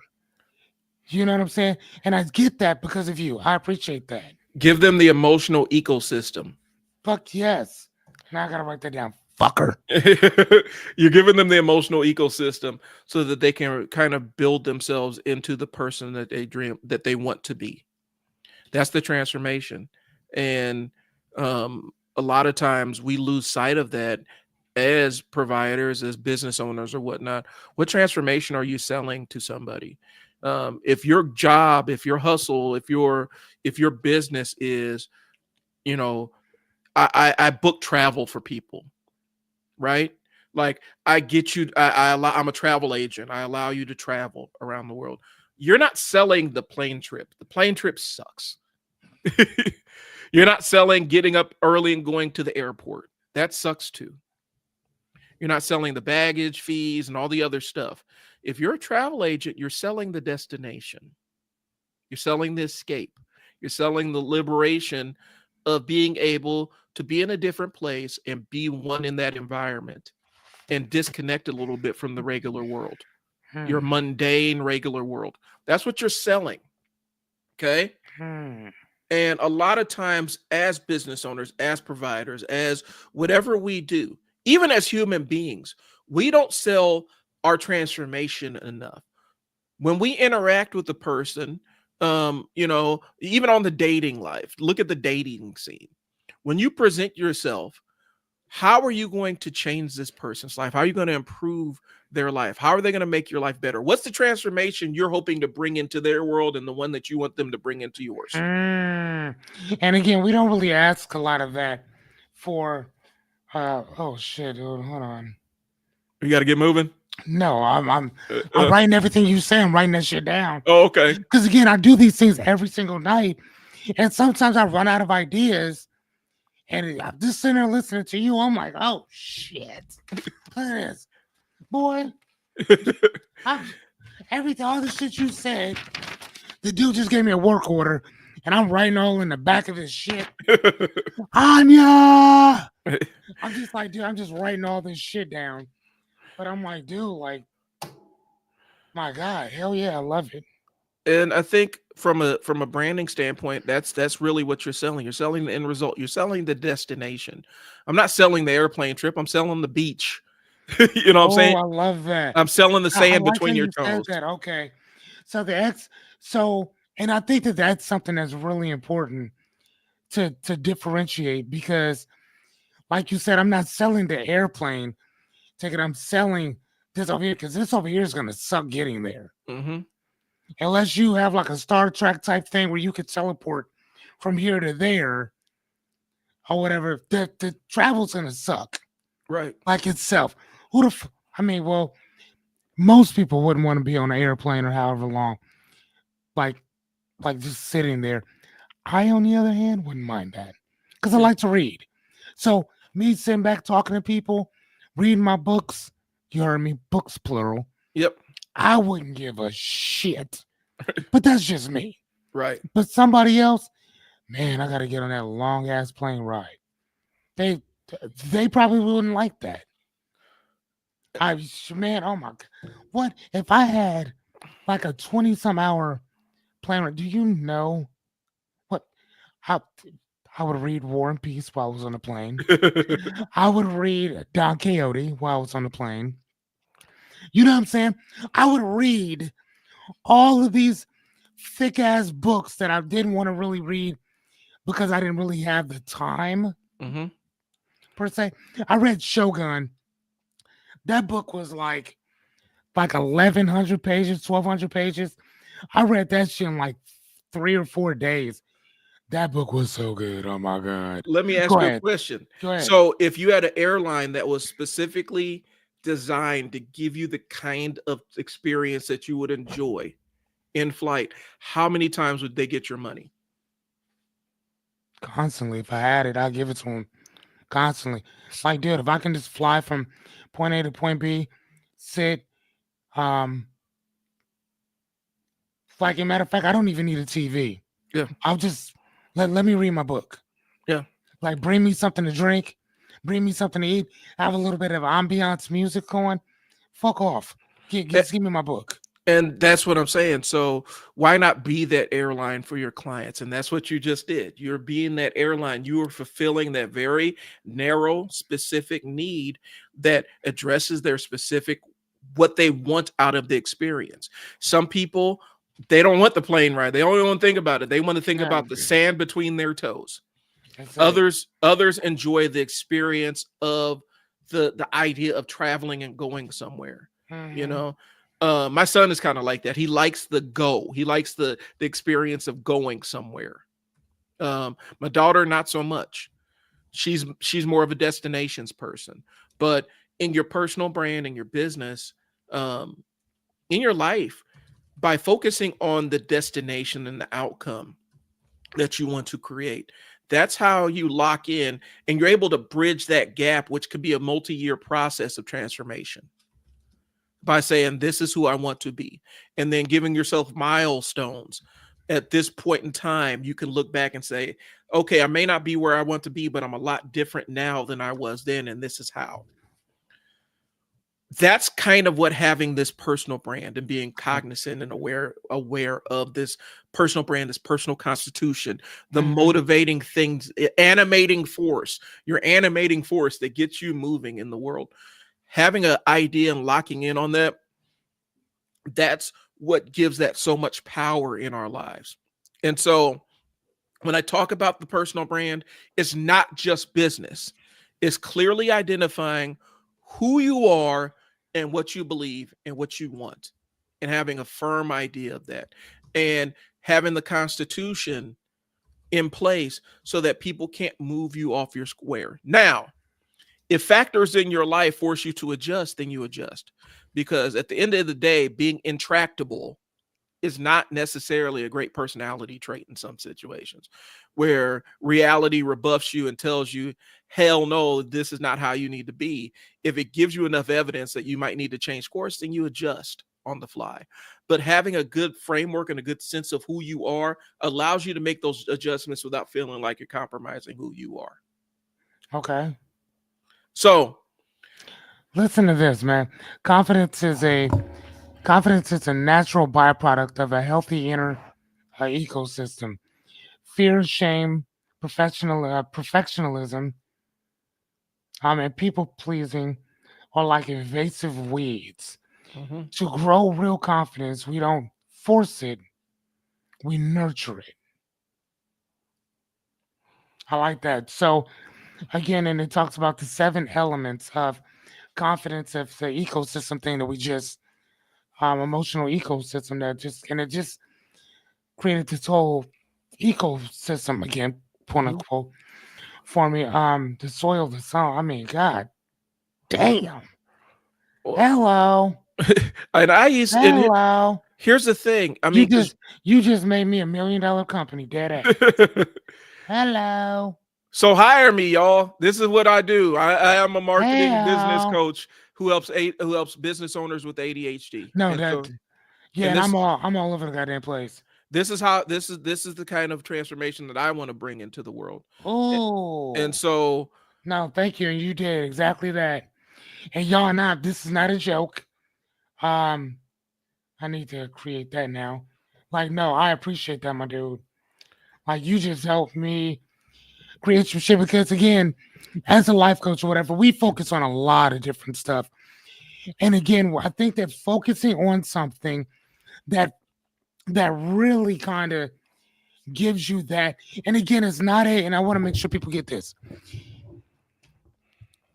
A car is still a car. Like, no matter whether you have an EV, which is electronic vehicle, electric vehicle, or you have just a modern day everyday car, a car is still gonna get you from point A to point B. Dead right. ass. The question is what car do you prefer to take you from point A to point B? That's it. And as a life coach, we focus on so many different aspects that we can help a lot of different people. But because of that, we start losing out on those other things that we're really good at.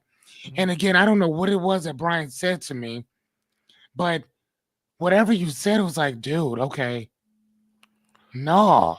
And again, my point is this: Mhm. just because one or two other people are doing it, it does not fucking matter. That's what they're doing. What you're gonna be doing is something might be different from them. Go ahead, because I know where I'm at. Go. You just sparked this one because the thing is a lot of times people get stuck at the starting line, right? And Mm. they start sitting there thinking, well, such and such is already doing this, and or I'm worried about putting my idea out there because they're going to take it and steal it and go make a lot of money. Here's the thing, y'all. When you have your personal constitution, you have your brand in mind. They will never be able to copy who you are, your perspective, and what you bring to the table Not at all. and your execution. And a lot of times we get so self-centered with that where we start reflecting and thinking that everybody's just vultures sitting out there willing to steal our million Right, dollar idea yeah. that we never go execute it on our own. And the idea is safe in our brains. Well, it's not safe in your brains because here's the thing. Somebody's going to think of the same thing that you thought of and they're Yep. going to execute. And then you're going to be sitting at home saying, man, that was I my idea. That was my idea. Right. But But you didn't do shit. you could, and the So thing it's is, not your idea. you could still go do it. You find out somebody that you could execute it in your own way. And I think a lot of times people don't really think like that. I think they think that, well, because one exists, two can't exist. Two can exist, three can exist, four can exist. That doesn't mean they're all serving the same audiences. That doesn't mean the audiences they're serving are in the same spots. They could be serving early stage, they could be serving late stage, they could be serving people that are just doing this, or there's all kinds of different factors and variations that you can put into the thing. But by sitting here trapped at the beginning and not getting off your square and having the idea safely tucked away in the folds of your brain, it never gets executed. And Bro, they can't duplicate your effort. They can't duplicate your perspective. So get off the couch and listen, get started. listen. I was just over in Omaha. I'm from Omaha, but anyway, I was over in Omaha. I was off of 30th. I was off of Ames. Mhm. So what was that, like 40th and Ames, somewhere around there, right? Yep. You got big gyms, barbershop.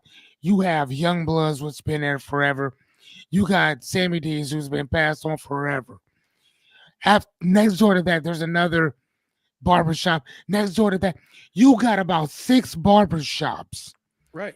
literally within walk. When I tell you walking distance, I literally mean 10 feet from each other. I'm hoping and praying to God that one person owns them all, Mhm. because there's no reason that there's 4 barbershops, excuse me, 6 barbershops that close to each other. They're literally right across the street and right next door to each other.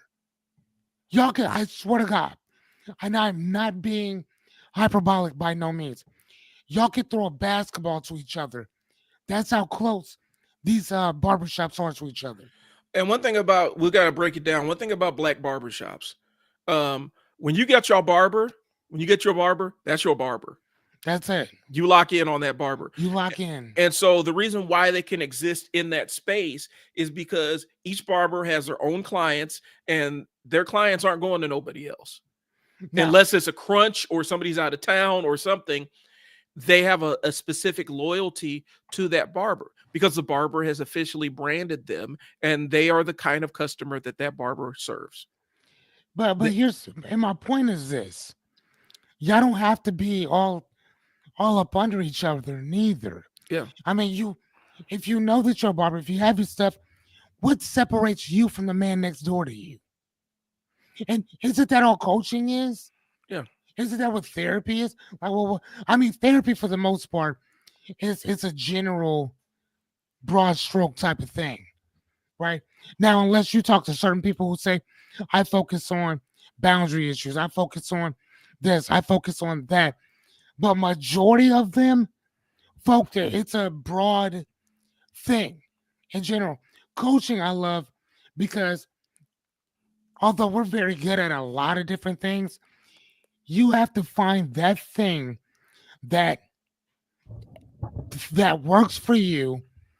I've been in the health and human services field I'm 46 years old. I've been in it since I was 19.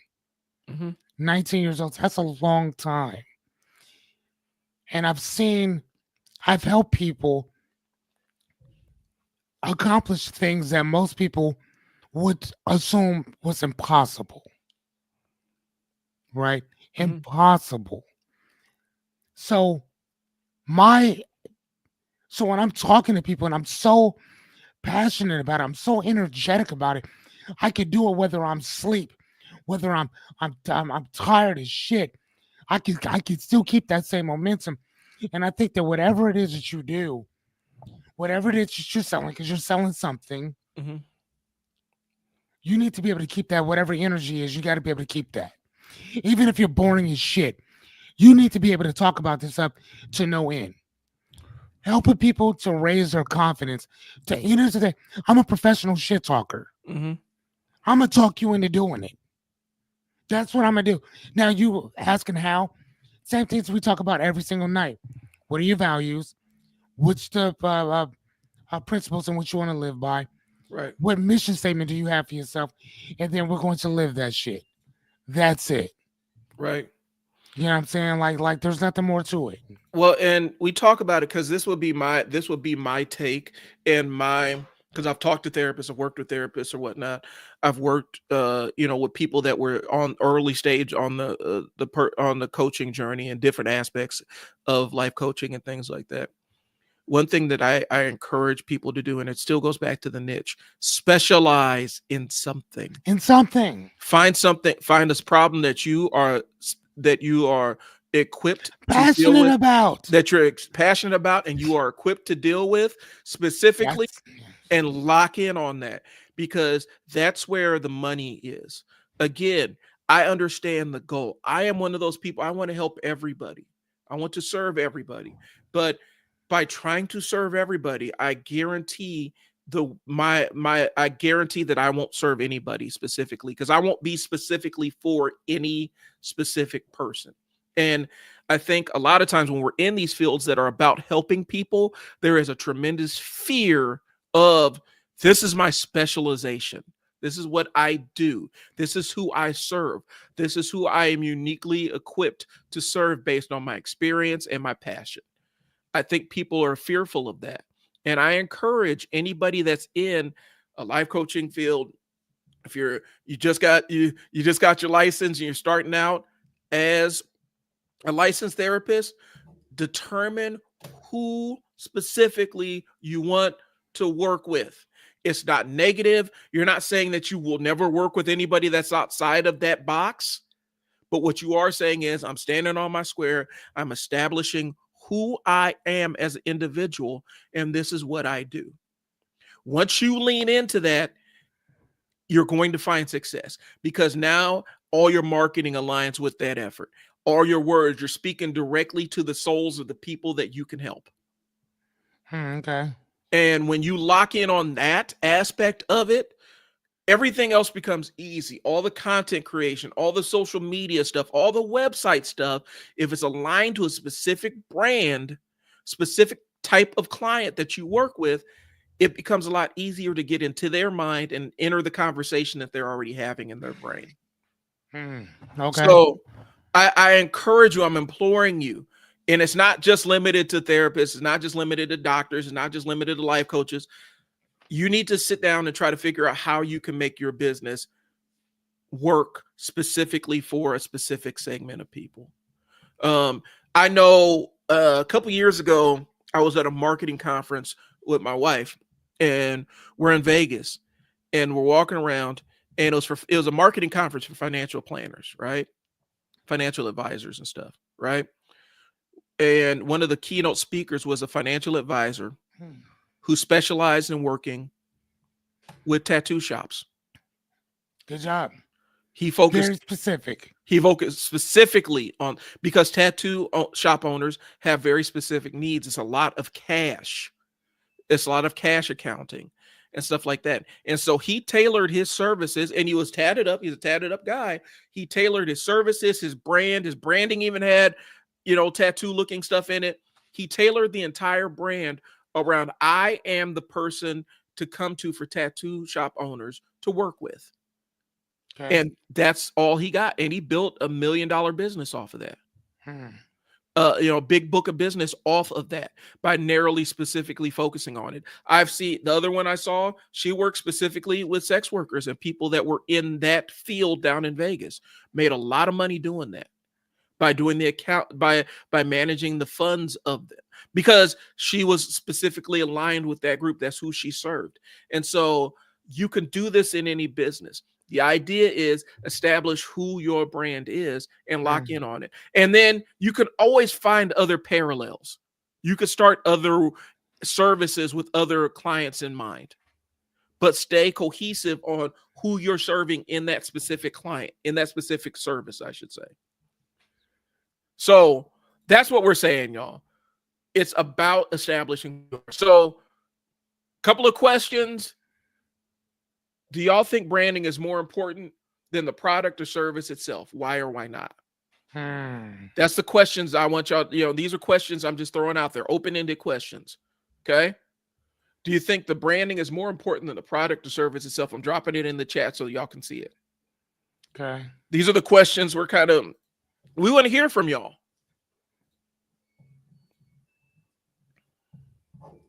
So let me put the trial in there. I would love to hear. I want to hear your answers for this. so that we can have a conversation about it, because I do want y'all to start thinking about it, and if you disagree, jump in and tell us why not. That's fine too. Hmm. And the other question is, how do you want people to feel when they think about your personal or business brand?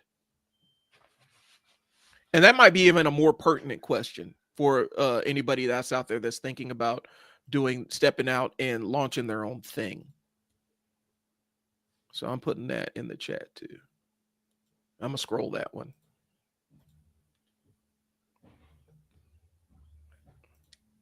Actually, I'm not gonna scroll that one. So, two questions, y'all. One, do you think branding is more important than the product or service itself? Why or why not? And two, why do you think branding is, or how do you want people to feel when they think about your personal or business brand? Hmm. These are questions that we can have answered in the chat, y'all. But I think we're going to start moving towards the conclusion here. What do you think, Fearless? I like that. I like that. So overall, we talked about brand, and we talked about brand ties into your personal constitution and your motivating factors, your animating force, who you are, who you want to be, and who your product is and who it serves. These are very important considerations when determining this stuff, because once people feel that emotional connection to your brand, then you have loyal customers. Once that emotional connection is severed, you don't have loyal customers anymore. You don't have an audience anymore. And it doesn't even have to be products. It can be you are a content creator, you have a YouTube channel, you have a Twitch channel, or whatever. Who are you is important, because that's why the audience keeps tuning in. Okay.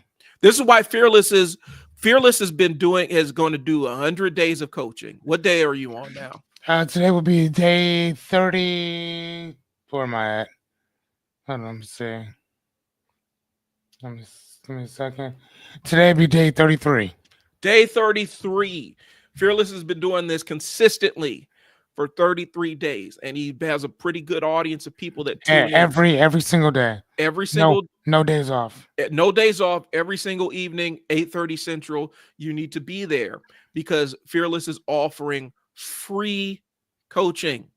All you got to do is just pop into the stream and ask a question. Free coaching. That's it. And this is the consistency. Okay. This is Fearless establishing who he is and what he wants to serve. And he's showing you his value. And you can get free coaching there. Free. I mean, because, and again, the reason why and people consistently keep asking me, why free? I mean, and I keep explaining is that it's not about the money. To me, it's about, because I said I was going to do it. Right. That's number one. The other thing is that I've always been nervous about just talking in the camera, whether people are here or not. Right. Right. It scared the shit out of me. So, and remember, you and I, Brian and I used to do these, and we would record them. Yep. But sometimes they would go out, sometimes they wouldn't, depending on what we had going on. And one day I said, hey, man, I don't want to do recording anymore. I just want to put it out. Because here's the thing. Once these are out, I don't watch them again. Yep. If I record it, I got to watch it. I don't want to watch it. I know what I said. I know what he said. I'm sitting right here. Right. Right. So I don't want to have to go back in and be like, okay, what'd you say again? No, I don't want to watch all that. So we record him. Once they're done, I think he does his thing with it. I put it on my stuff, he'll put it on his, and then that's it. Everything that I do is live. Everything I do is live. I am not doing any, and I hope you're hearing me. I'm not doing anything where they're pre-recorded. At least not on my platform, I'm not. If I was on somebody else's, if you want to pre-record it, that's on you. Me personally, I go live on everything I do. It's working without a net. It's working without a net, because for me, that's the only way that I feel comfortable. Ironically enough, I only feel comfortable going live. I do not feel comfortable if there's a safety net catching me. If anything happens right now, anything, you're gonna see it live, right? My phone rings, my burp, if I fart, somebody comes over, somebody's walking through a laundry, you gonna see it all. I ain't cutting shit out because life ain't gonna cut nothing out for you, Right. and neither am I. So And 8:30 every night 8:30 every night for for 100 for days. yeah, for 100 days. So again, this is day 33. So we have what, 74 more? Mm-hmm. And and again, every 5 days, man, we have a little bit of a celebration. You know what I'm saying? Because again, that's something big. But I celebrate those small little wins too, right? I'm Right. nervous. I ain't gonna lie to y'all. Right before I start, I'm nervous as fuck. The hour leading up to it, I'm nervous as fuck. I'm nervous. And then something happens. I hit that button, something clicks on, and it's time to go. Yeah. And it's also it's the building the reps because Fearless is Yeah, building the reps of doing the yeah. live stream stuff Mhm. and being able to answer stuff on the fly, and it's gonna it's going to translate over Yes. into improvising on the fly when you're dealing with unfamiliar situations. So You know what else helped me too? what's up? Is that I started to understand was I was involved with Toastmasters Hmm. for a number of years. Toastmasters is a leadership organization, really good thing or whatever. And you'll usually find them. Yeah, I think you were going to switch that up too. Sorry. Okay. Um, we what was I thinking? What was I saying? Toastmasters. Toastmasters. So Toastmasters is this leadership organization that teaches people how to speak on the fly. Right? There's Toastmasters International companies, and that they basically do um, they teach you how to do public speaking. Hmm. One thing that I learned about myself that I did not know, I cannot write a speech to save my life. I cannot because I'm a perfectionist, Yeah. right? I'll be stuck on that one sentence forever. And now with ChatGPT, I'll probably write all kinds of shit now. But in the day, I couldn't write a speech at all. But what I could do is I can write out different things I wanted to talk about and have little points on things that I wanted to discuss. Once I did that, I can talk forever, right? I could do that now, Yeah. but it's easier for me to do it if I have a bullet on what I want to talk about, the topics I want to talk about, to bring me back in, to wheel me back in. So when you come to Ask Fearless at night, if we're talking about coaching and this and the other, that's one of the things that I do. That's why we have um these presentations every night because it helps me wheel myself back into what I'm talking about. Otherwise, I'm like a planet out of orbit. I'll be all over the place. Go ahead, bro. And so it puts you into the doing frame. A- Yes. And you're more Yeah. comfortable in the doing frame than you are in the Yes. planning frame. I don't like to, I don't mind planning because I Mhm. have to plan to know what I'm talking about. But like I was talking to my friend Jessica, she was like, how often do you actually sit and read your stuff? I'm like, I really don't. I'll Mhm. write my stuff down, I'll go do something else, and then I'll come back to it later, and then I'll just give it. Like I'll read through it one time. I'll do it once over at like maybe 4 o'clock, or when we're done with this, I'll do it once or twice. Get through it. Okay, okay, okay, okay, okay. And then I'm done. I'll play a video game. I'll go do something else. Yep. And then when I shoot live, everything's organic.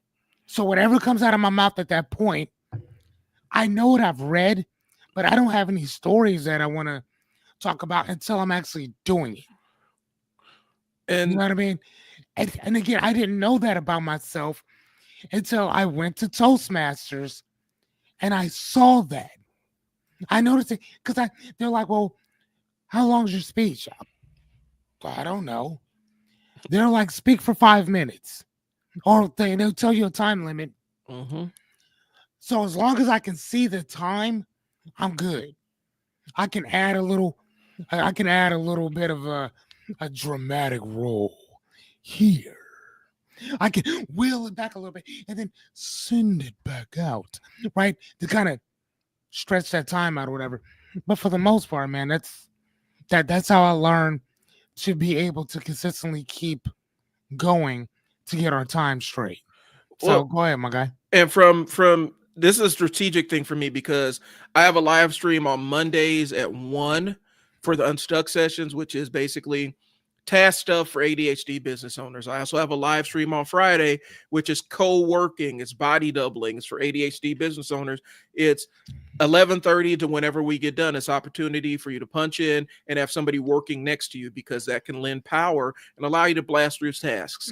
And these times are all central. The idea and the thing that we're talking about here is when I talk about being in the doer frame versus the planning frame. And I just talked about this yesterday on the live stream. So there's a framework that I use to actually initiate things. Okay. And Fearless can kind of attest to this because this is how we kind of got started. So the first part of the framework is it's the start dirty framework. You just start dirty. It doesn't matter if it's perfect. So you start with something that's stupid simple. You keep it as simple as possible and just pick it. And you find the simplest way to start, and that's what you do. Okay. So you Right. lock in on figure out what's the number one smallest thing that I can do, the smallest step I can take to move me forward. Okay. Number two, and Fearless has heard me say this, expect that it's going to suck. Expect the fact that you're not going to like it. Expect you're going to be uncomfortable. But you need to embrace that aspect of it. Okay? And then step three is you ship it anyway. You post it anyway. Because you've already gone in, you've already taken the first step of getting the small thing done. The next step of expecting to suck, you set your expectations. It's not going to be exactly where I want it to be, but I'm taking steps to move forward to where I want it to be. And then you ship it anyway. You hit publish, you send it out there. And so from a framework of content creation, if you struggle with the concept of creating content, the way we're doing it is probably the best way for you to do it. You record it live, and then once it's done, you can download it and clip it into different pieces or post it as an edited thing. But now it exists and lives online once you do it live the first time. And then you could always post revised versions of it. This is how I would suggest if you want to get started with what we're doing to just press record and get started. That's it. I'm using a webcam to do this and a light. You know what I'm saying? It doesn't have to be anything amazing to get started, but sometimes you just need to get started. So, Is that what you're using? yep, this is my webcam. You know, I tried to do mine, but my my people on the tax Fearless told me that I look greasy. I would have. They're like, man, you look shiny. Well, and this I'm is like, this okay. this is Elgato face cam, so it's a little bit punched up from your typical webcam, but it's made for this. So it's not just a regular face cam, then. No, it's not just a regular face webcam, Okay, but it's then, also kind man. of a cheap one. It's also a cheaper one than you can buy commercially. Okay. So that a lot of times, we get hung up at the beginning. And so sometimes you just got to get things rolling. But we're trying to end this thing so that we can release everybody to the rest of their day. Okay? So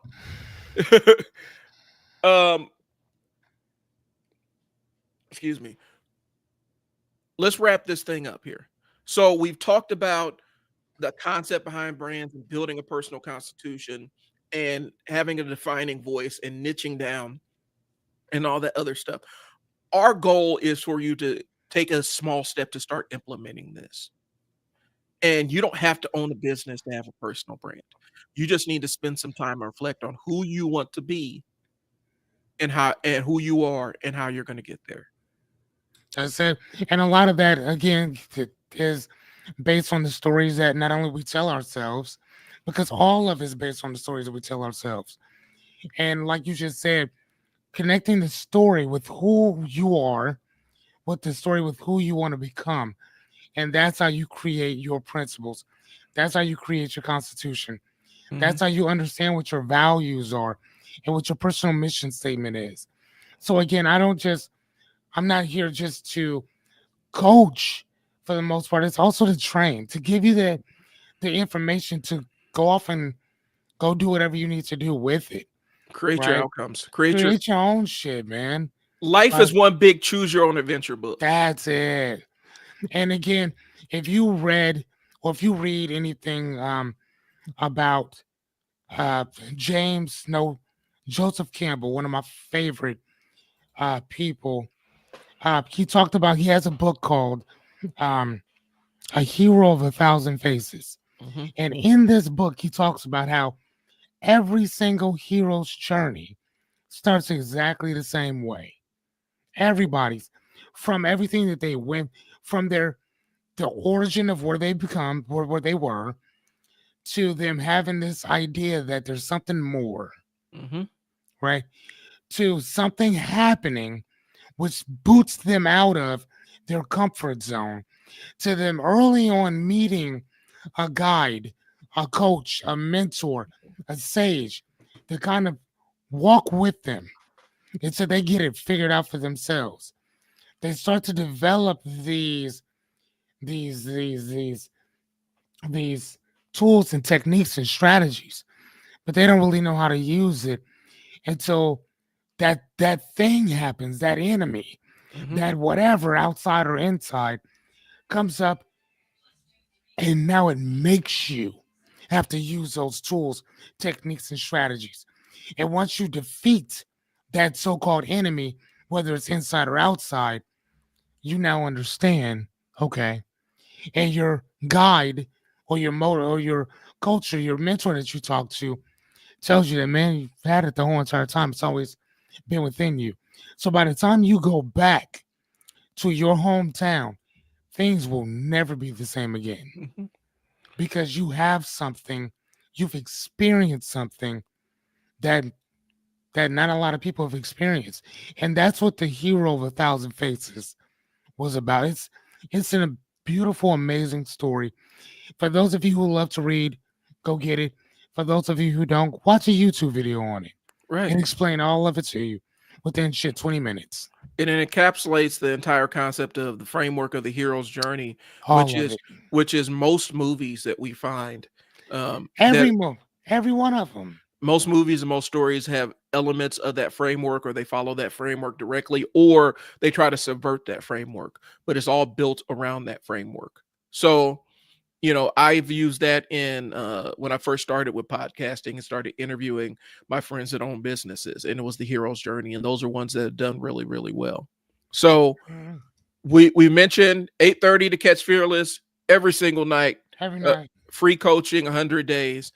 I'm on the Unstuck sessions on Mondays from 11:30 to or from 1:30 to about 2:30.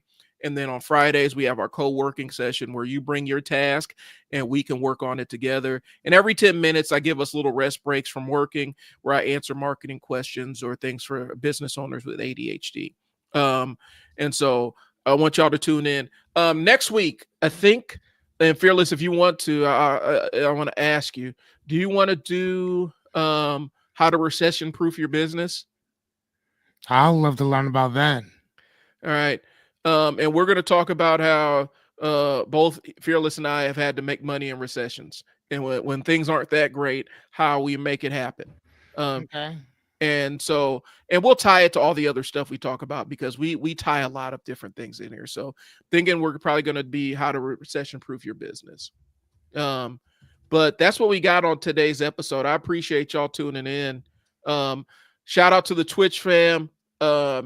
You're going to start seeing us more on there. We'll probably have a dedicated channel for trial and error on there. Sweet. Love it. Sooner rather than later. Switch. And Fearless will probably get you set up with Ask Fearless because your live stream will do numbers on there. I'm just be honest with you. So, I wouldn't. yep. So that's what we got. We appreciate y'all's time. It's Fearless. It's Brian. I forgot who I was. Talk to y'all later. Be easy. All right, dudes. All right. Let me go ahead and roll.